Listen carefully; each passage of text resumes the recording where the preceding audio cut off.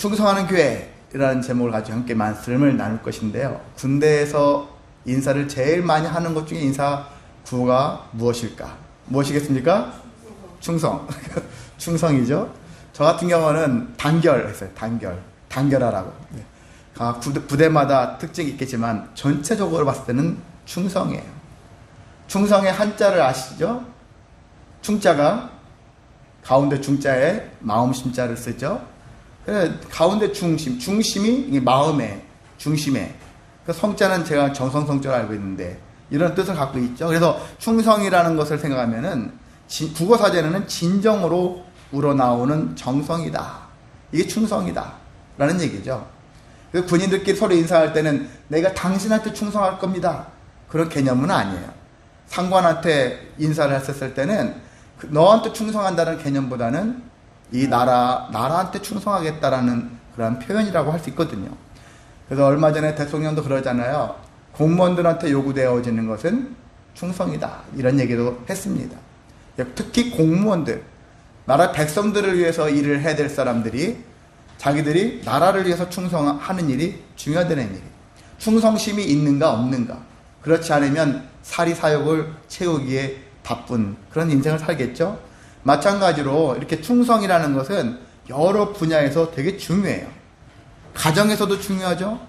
가장으로서 충성을 다하고 아내로서 충성을 다하고 자녀로서 충성을 다하고 충성을 다하는 게 필요하죠. 그리고 또 직장에서도 충성을 다할 필요가 있습니다. 나는 여기 다니다가 툭 하면 마음에 안 들면 나갈 거니까. 요즘 젊은 애들이 그래요. 이 직장에 충성을 다할 거야. 이런 생각을 갖지 않습니다. 여차하면 나는 튕겨져 나갈 거야. 내 마음에 만족하지 않으면 나갈 거야. 자기 만족이 되게 중요하거든요. 그러다 보니까 오늘날 나라에 대한 충성도 약해지고 있죠. 사람들이 나라에 대해서 충성하기보다는 난리만 나면 어떻게 하면 빨리 도망가 버릴까? 어떻게 하면 피해 버릴까? 이제 그렇게 생각하는 사람들이 많죠. 또한 국가 공무원이라는 사람들도 보면은 나라에 대해서 충성하기보다는 어떻게 하면 한 자리를 더 차지해서 더 많은 이익을 얻을까? 이게 더 앞서 있는 사람들이 많습니다. 나라에 대한 충성심이 없어요. 가정도 마찬가지죠.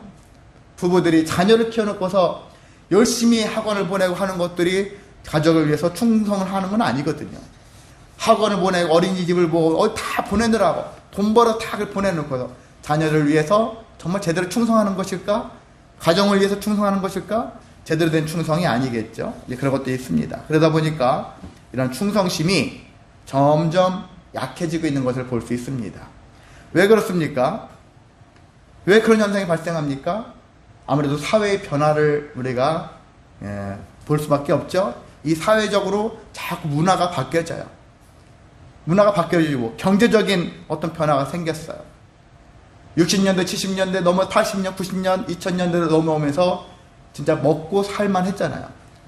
굶어 죽는다는 말은 오늘날 나오지 않잖아요. 옛날에 정말 굶어 죽는 사람이 있다가지만 그 정도로 이 사회가 사회적으로 가치관의 변화가 생겼어요. 이렇게 죽으라고 일만 해서 뭐해? 한번 태어난 인생 한번 놀아봐야지. 내가 원하는 것도 해봐야지. 그래서 자기가 하고 싶어하는 것들을 하며 살자. 이런 마음들이 더 크다 보니까 그 어떤 조직에 대하여 충성하는 바가 많이 줄어들고 있다는 얘기입니다. 그러다 보니까 자연스럽게 나타나는 현상. 왜 그러느냐면 결과적으로 물질 만능주의라고 하잖아요. 돈만 있으면 돼. 돈을 많이 벌고 이 돈으로 내가 하고 싶은 걸 할 거야. 이런 생각이 가득하다는 얘기죠. 그래서 또한 이게 정말 가치가 있을까? 그렇게 같이 비교를 해봤었을 때 자신의 신념과 조직의 목표가 다르면은 충성하지 않는다는 얘기죠. 그러니까 아까 직장에 들어갔는데 이 직장의 목표와 내가 생각하는 바가 달라. 그러면 직장에 대해서 충성하지 않는다는 얘기죠. 이제 그런 것들이 우리들의 삶의 모습이라고 할 수 있습니다. 그래서 사실 충성이라는 것은 아까 말씀드린 것처럼 진정으로 우러나오는 정성이다 했잖아요. 자발적이라는 얘기예요. 저 사람을 뭘 보면은 내가 여기에 대해서 내가 충성하고 싶어. 자발적인 마음이 생겨야 되는데 예전의 모습을 보면은 강요죠. 강요된 충성. 억지로라도 충성 안 하면은 혼나요. 군대 조직 같은 경우가 약간 강요된 거잖아요. 군대 가서 모두가 막 감탄이 나올지 뭐 감동이 되어져서 나라에 대한 충성을 하겠습니까? 그게 아니라 안 하면은 혼나니까, 때리니까, 뭐 그러니까 억지로라도 충성 말로라도 막 충성을 하는 거야. 충성하는 척을 하는 거야. 그리고 기회만 되면 때려치는 거죠. 이런 일들이 많이 있습니다.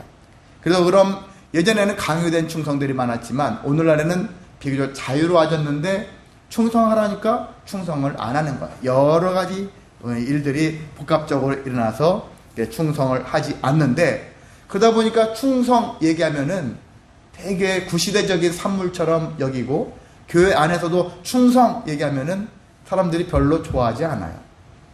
뭘 또 충성 듣기 싫은 소리 중에 하나라고 할 수가 있는 것이죠.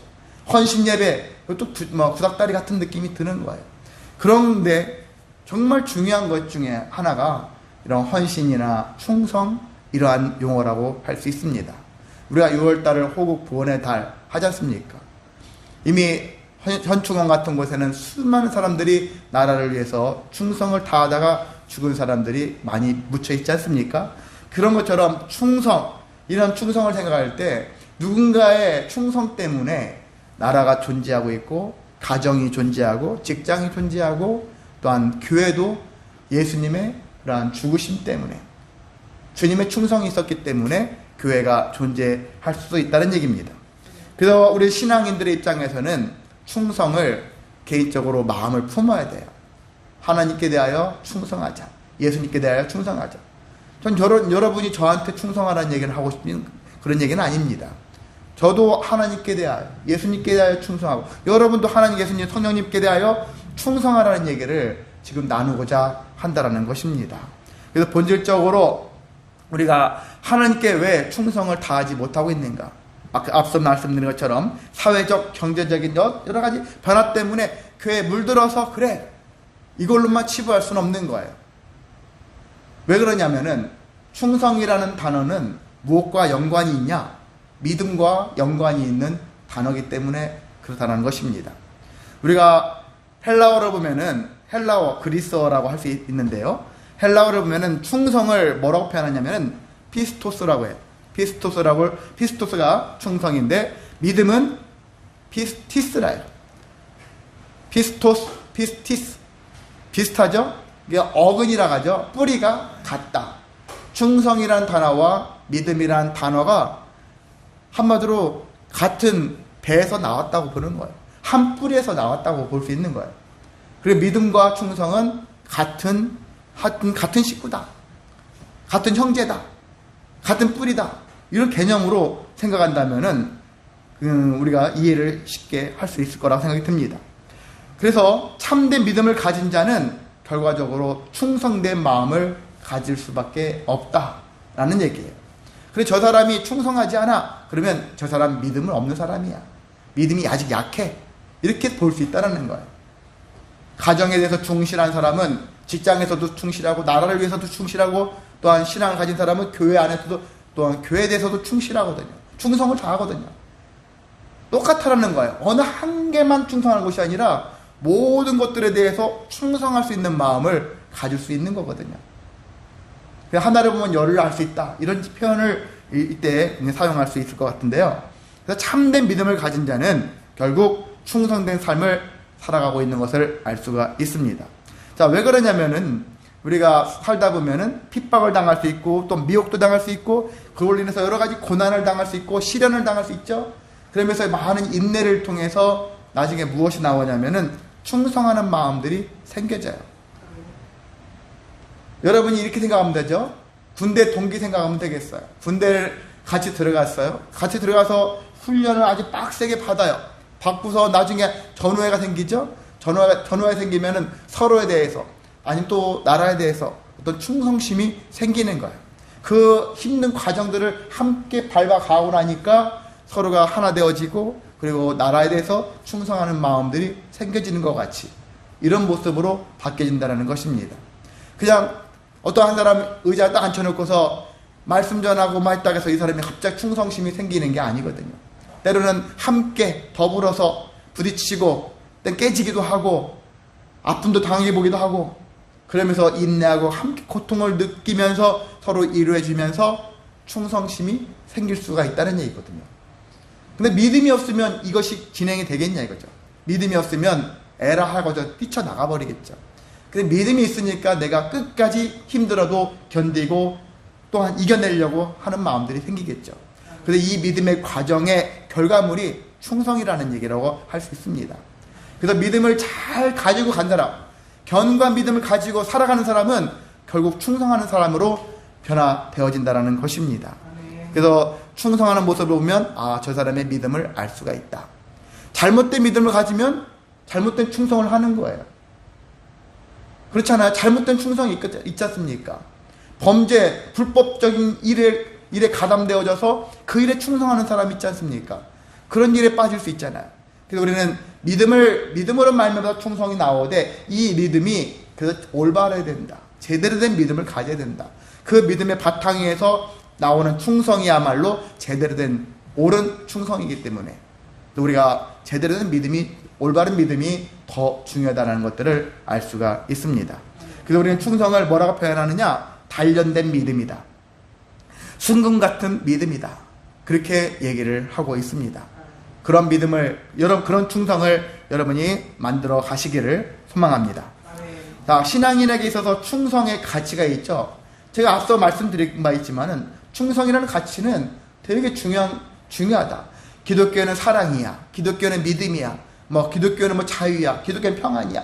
이런 식으로 막 나오지만 충성이라는 것은 저기 구석에 있는 것 같이 느껴져요. 아니면은 그냥 강제로 끄집어낸 것처럼 생각이 들 수도 있겠어요. 근데 그렇지 않아요. 충성도 성령의 열매 중에 하나는 것이죠.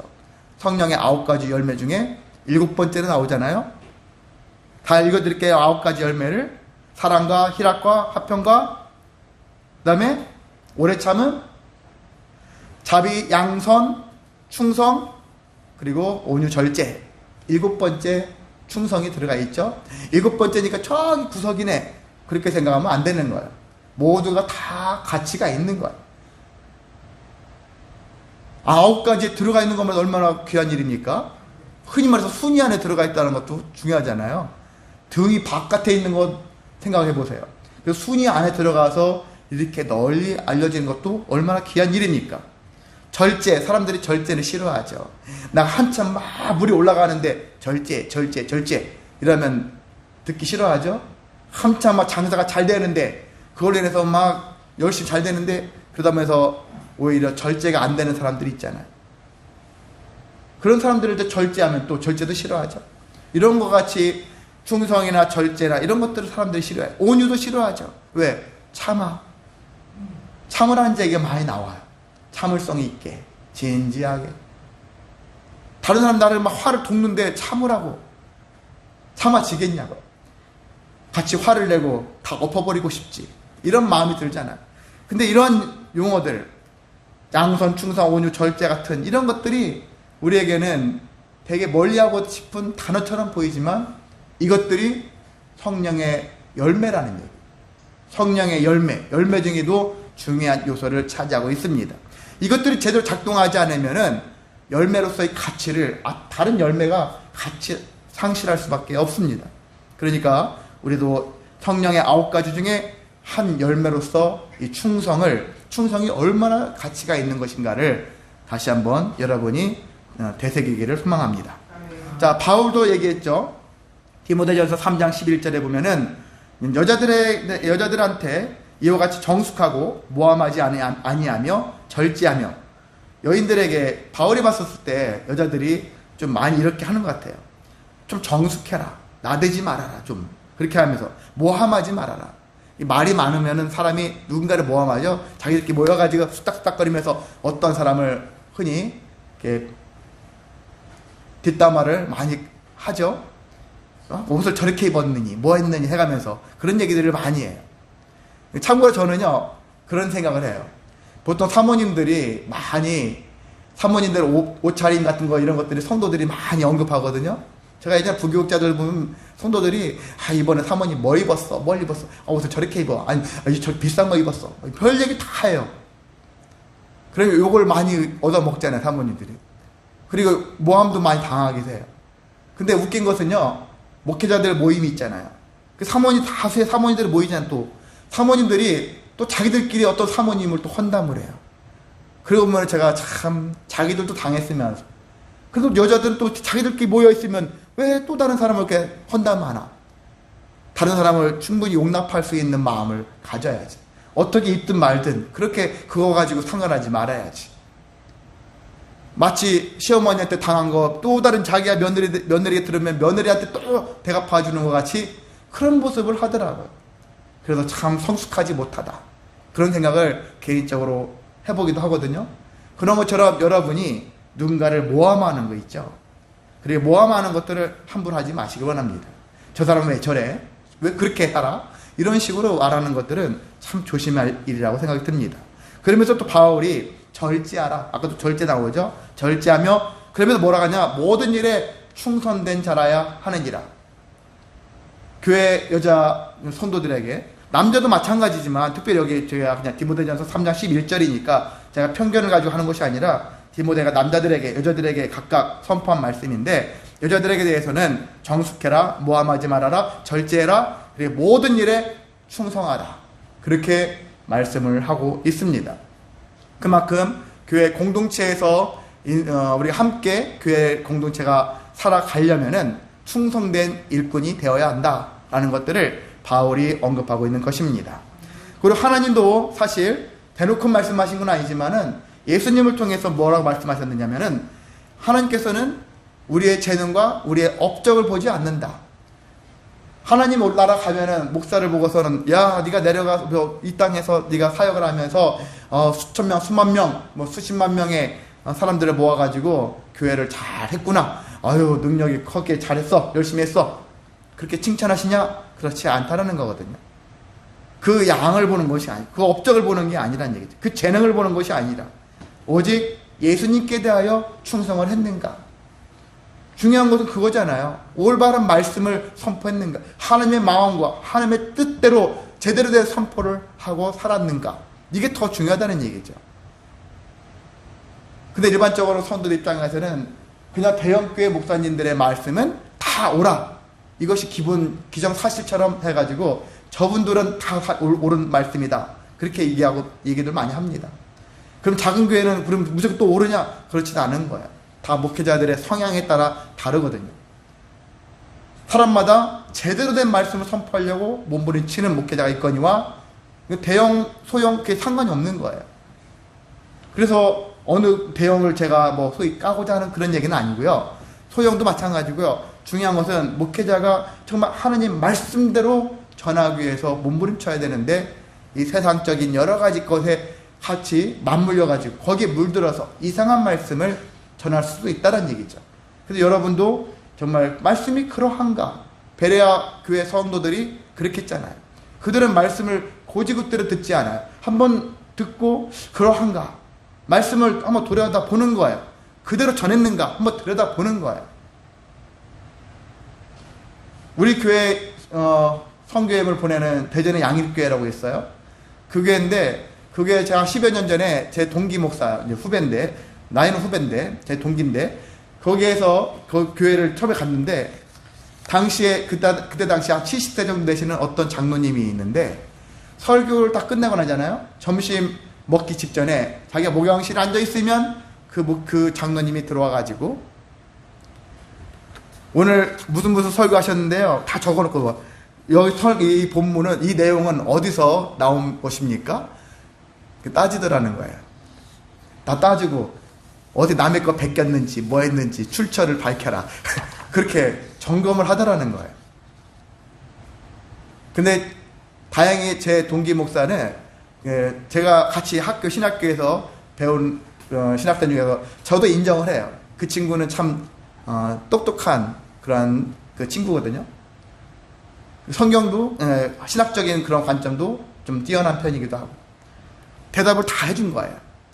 그래서 몇 번 이렇게 하니까 그 다음부터는 들어오지 않더라는 거예요. 근데 그 전에 자기가 가기 전에 있는 목회자한테 계속 들어갔대. 계속해서 그 목회자 입장에서. 그래서 우리가 그 장로를 뭐 욕하려고 하는 것이 아니라, 제대로 된 말씀을 선포했는가? 제대로 된 출처를 가지고서 했는가? 그냥 아무 말이나 속된 말로 씹으려가지고 그냥 이게 하나님 말씀이야 선포한 것인가? 점검을 하려고 했던 것이죠. 그건 좀 과했다고 생각이 들 수 있겠지만 어찌됐든 간에 목회자는 그것이 없다 할지라도 스스로 자기 검열을 또 할 필요가 있는 거예요. 내가 전한 말씀이 정말 하나님 말씀인가? 잘못된 말씀을 전하고 있지 않는가? 이것들을 돌아볼 수 있는 것이죠. 여러분도 또 그런 힘을 길러야 하는 것입니다. 그래야지만이 우리가 제대로 된 충성을 할 수가 있는 것입니다. 그래서 하나님께서는 이 땅에서 수많은 사람들의 재능 업적을 보는 것이 아니라 하나님께 충성하고 있는가? 누구처럼? 예수님처럼. 예수님은 충성하신 분이다. 하나님이 인정하시고 있거든요. 어떤 것? 충성보다는 복종을 많이 쓰지만은 충성했다, 복종했다. 죽음으로써 충성을 했고 죽음으로써 복종을 했다.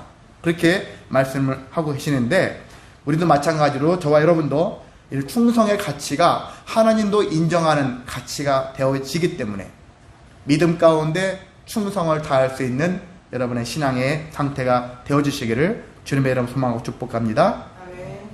자, 그럼 신앙인은 무엇에 충성을 해야 할까? 그 말씀을 나누고자 합니다. 이렇게 충성을 다할 때 우리는 믿음으로 말미암아 충성된 일꾼이 될 수 있다라는 것인데 그러면 그 재료가 있어야 되잖아요. 무엇에 충성을 함으로 말미암아서 충성에 진정한 충성에 이를 수 있을까? 5가지 정도를 우리 함께 간단하게 나눠보려고 합니다. 첫 번째는 말씀에 충성하라는 것입니다. 성도는 역시 말씀이에요. 여러분이 하나님을 뵙고 싶죠? 근데 하나님을 못 뵈요, 사실.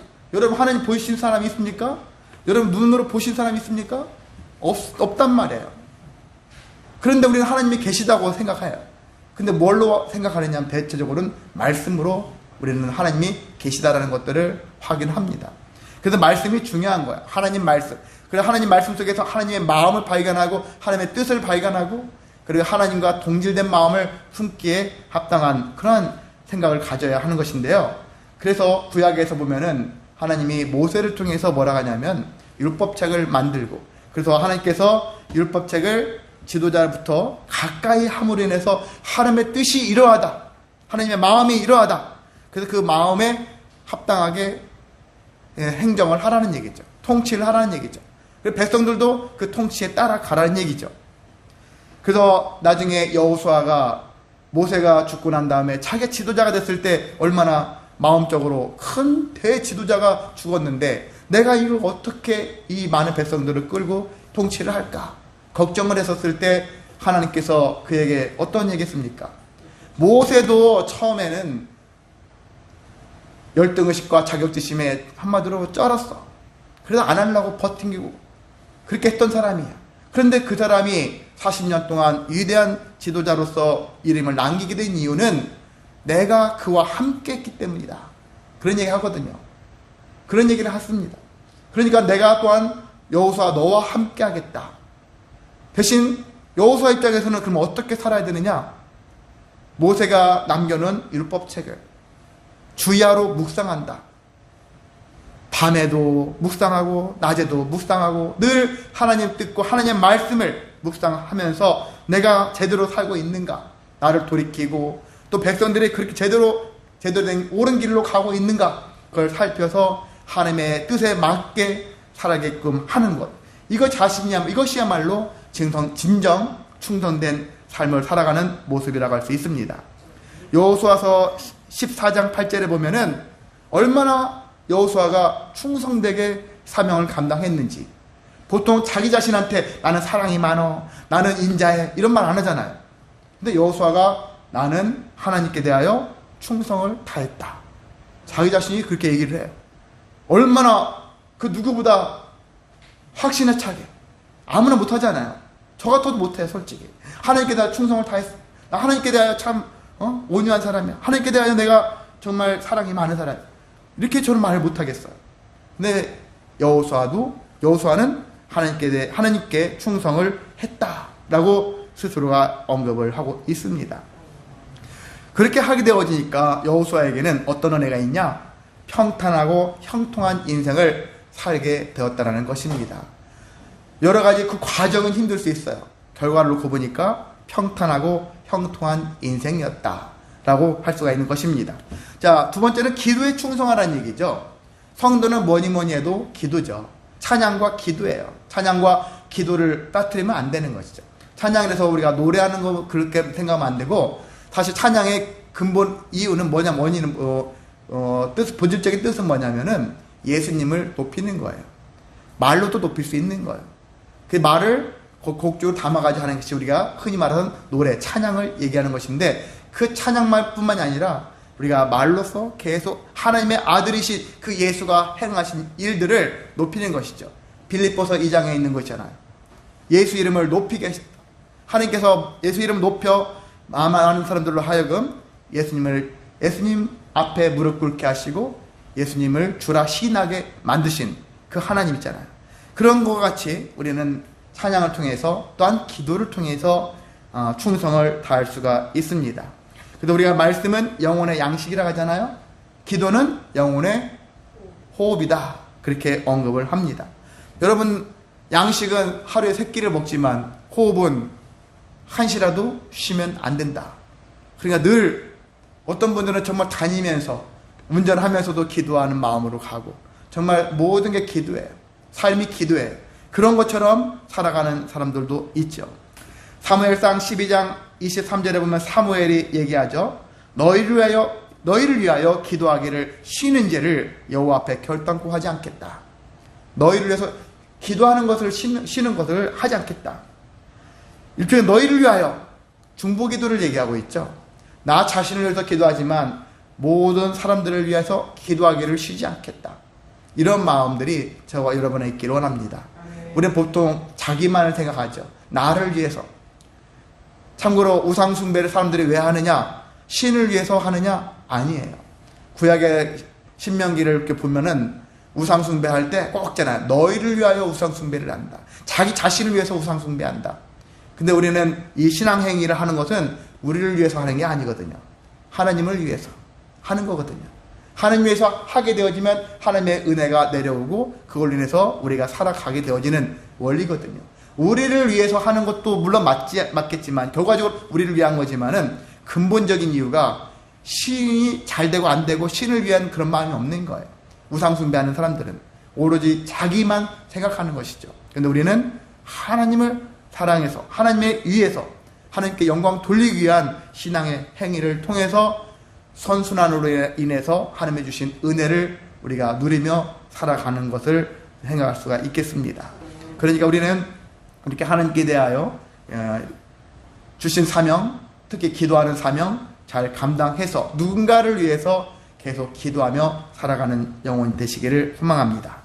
자, 직분에 충성하라는 얘기죠. 직분. 우리에게는 각각 직분이 있죠. 목사라는 직분이 있고요. 또한 권사나 장로나 집사 하지만은 여러 가지 사회적으로 이렇게 직분을 나눠놨지만 그걸 다 떠나서 그냥 우리는 하나님께서 우리에게 각각 기질대로, 성격대로, 또 환경대로 직분을 주셨어요. 하나님이 보시는 그 직분을 주셨다는 얘기죠. 교회에서 정해준 그냥 목사, 집사 이런 개념을 떠나서 하나님께서 성도로서 우리에게 주신 직분들이 있을 거란 얘기죠. 그 직분을 우리가 맡았을 때 하나님께서 원하는 것은 먼저 충성하라. 직분을 가졌다면 충성하라. 목사도 충성할 것이고 성도들도 각각 자기의 직분에 합당한 자세로서 그 직분에 충성하라는 얘기죠. 내가 오늘 나에게 이러한 일을 맡겨줬어. 그럼 그 일에 대해서 충성하라는 얘기죠. 헤세드를 하나님께서 맡기셨어. 찬양하는 걸 맡겼어. 그럼 정말 충성하는 것이죠. 충성하는 것은 빠지지 않는 것도 포함되는 것이죠. 그리고 열심으로 찬양을 하는 것이죠. 마지못해서 찬양하는 것이 아니라 찬양을 정말 하나님께 막 기뻐하면서 감사하면서 찬양하는 그런 충성을 가져야 되겠죠. 노아는 120년 동안 충성을 했다고 했지 않습니까? 방주를 만드는데 120년 동안 내 평생 남은 거 120년 동안 노아 방주 하나 만든 거 그게 어떻게 보면 다잖아요. 근데 그 방주 만드는 것에 정말 끝까지 충성을 다하는 것을 볼 수가 있습니다. 모세도 그랬잖아요. 모세도 하나님께 인정받는 충성된 자였어요. 민수기 12장 7절에 보면은 내 종 모세와는 그렇지 아니하니 그는 내 온 집에 충성함이라. 모세는 내 온 집에 충성했다. 그렇게 하나님이 인정을 하셨거든요. 충성된 자다. 바울도 마찬가지입니다. 디모데전서 1장 12절에 보면은 바울이 이렇게 얘기하고 있어요. 하나님께서 나를 충성된 자로 여겨서 직분을 맡겨주셨다. 그래서 주님께 감사하다. 이렇게 얘기를 합니다.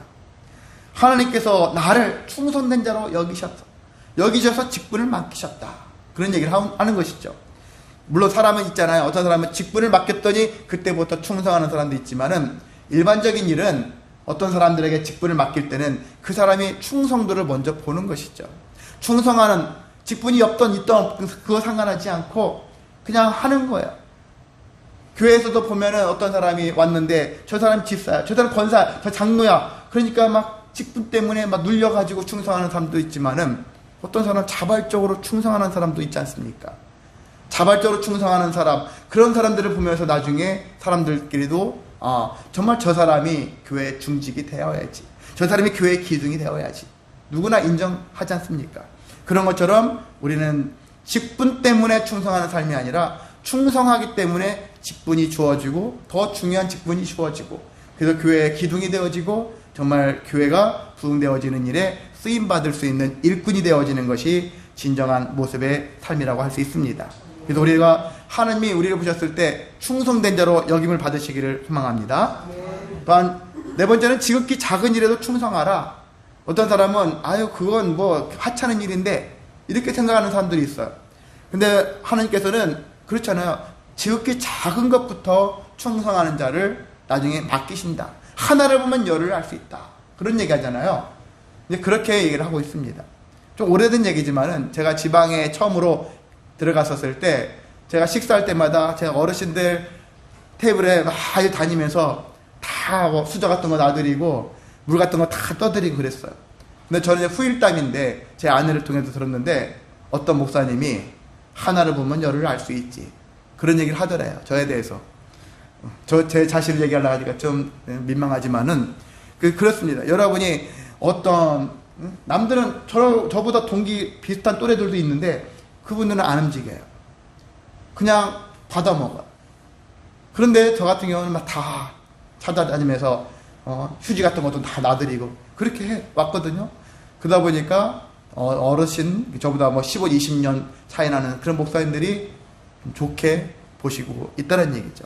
자, 그런 것처럼요. 그래서 여러분도 어떤 큰 일만을 바라보는, 제가 봤을 때 여러분은 큰 일만을 추구하시는 분들은 아니에요. 여기 계신 분들은 지극히 작은 일에도 충성을 다하시는 분들인데 그렇게 되어지시길 원합니다. 작은 것부터 충성을 다하는 자들에게 하나님께서는 큰 일도 맡기신다라는 그러한 은혜의 역사를 체험하시기를 소망합니다. 자, 마지막으로는 죽도록 충성하라는 얘기죠. 이게 참 어렵죠. 내가 왜 죽기까지 충성해야 돼? 한 번밖에 없는 인생인데, 그런데 여러분이 그냥 편하게 살다가 죽는 것과 주님을 위해서 충성을 다하다 죽는 것, 어떤 게 가치가 있습니까? 세상에서 호의호식하다가 죽는 사람이 있고 나라를 위해서 자기 몸을 바쳐다 죽는 사람 있잖아요. 벌써 몇 자리가 달라요. 그렇죠? 관리 주체도 달라요. 저희 아버지는 6.25 참전용사를 해가지고 대전 현충원에 계시거든요. 어떻게 보면 그 6.25 때 죽을 수 있어요. 옛날 수류탄 파편해가지고 뭐 되게 엉덩이 쪽에 파편이 있고 파편길 쪼가리 다 제거는 안 하고 평생 파편이 안에 밖에 있다가 하던데, 밖에 있었다고 하셨는데, 그때 참전한 거, 그거 뭐 징집당해가지고 뭐 어쩔 수 없이 한 것도 있겠지만, 어쨌든 나라를 위해서 전쟁터에 나갔다라는 것이죠. 그래서 나라에서 특별히 관리를 해주잖아요. 이런 것 같이, 나라를 위해서, 아니면 가정을 위해서, 교회를 위해서, 또 직장을 위해서 충성을 다한 자들에게는 가치가 있는 삶을 살 수 있어요. 정말 죽도록 충성하는 그런 태도, 이런 것들이 무엇보다 절실합니다. 그래서 예수님께서는 죽기까지 충성했다는 것들을 우리가 어떻게 할 수 있느냐면, 요한계시록 3장 14절에 보면은 라오디가 교회에게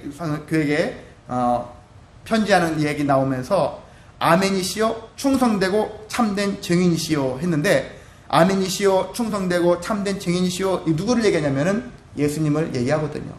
그 예수님은 충성된 자였다, 여기서 언급을 하고 있습니다. 우리의 신앙에는 어떻게 살아야 되겠습니까? 어떻게 살아야 되느냐? 어쩜 철이 있잖아요. 철 놔두면은 비 맞고 습기로 인해서 녹이 쓸겠죠. 시간 오래 지나면은 녹이 막 이렇게 쓸어가지고 만지면 그냥 다 부서져 버리잖아요. 녹 쓸어져 그냥 없어지는 그런 존재가 될 것이냐, 아니면 계속 닳아서 없어지는, 사용되어져서 닳아서 없어지는 존재가 될 것이냐. 어쨌든 사라지긴 사라질 거잖아요. 사라질 것인데 녹슬어 없어지는 철이 될 것이냐, 닳아서 없어지는 철이 될 것이냐. 우리에게는 두 가지를 택해야 되겠죠. 쓰임받아야 되겠죠. 닳아서 없어지는 인생의 길로 나아가기를 소망합니다. 자, 충성된 자에게는 분명한 충성에는 대가가 있어요. 유익이 있습니다. 어떤 유익이 있냐? 세 가지 있죠. 내 주인의 즐거움에 참여하게 될 것이다. 주인의 즐거움이라는 게 있죠. 모든 영혼들이 구원받고 모두가 화평을 이루고 평안하고 자유하고 소망의 삶을 살아가는 것, 그런 것들이 하나님께서는 원하시는, 하나님이 원하시는 즐거움이라는 얘기죠. 그 일에 우리가 참여되어지고 그 일에 거기 안에서도 쓰임을 받을 수가 있는 것입니다. 그리고 여호수아처럼 충성하는 자에게는 하나님이 기업을 주시겠다 약속하셨어요. 14장, 여호수아 14장 9절에 보면 모세가 이게 들려준 얘기인데, 네가 하나님 여호와께 충성하였은즉 내 발로 밟은 땅은 영원히 너와 내 자손의 기업이 되리라 하면서 기업이 생길 것이다. 하나님께서 유산을 주실 것이고 그것으로 살아갈 수 있도록 해주신다는 것을 약속하셨거든요. 그 약속이 이루어졌죠. 그리고 마지막으로는 주님은 끝까지 충성하는 자에게 생명의 면류관을 주겠다, 그렇게 약속을 하셨습니다. 요한계시록 2장 10절이죠. 내가 죽도록 충성하라, 그리하면 내가 생명의 면류관을 너에게 주리라, 그렇게 말씀을 하셨습니다. 그래서 충성하는 것에 대해서 두려워하지 마시기 바랍니다. 나만 하는 것 같아, 그렇게 따질 필요 없습니다. 다른 사람이 하든 하는 중요한 것이 아니라 나는 하나님 앞에서 나는 하나님께 대하여 충성을 하리라 하는 그런 믿음을 가지시기를 원합니다. 그렇게 하게 되었을 때 우리는 주님께서 우리를 분명히 책임져 주시고 남은 인생도 의미 있게 복되게 살아가게 될 줄을 믿습니다. 아멘. 충성된 교회가 되어지시기를 주님의 이름으로 소망하고 축복합니다. 아멘. 다 같이 일어나셔서 300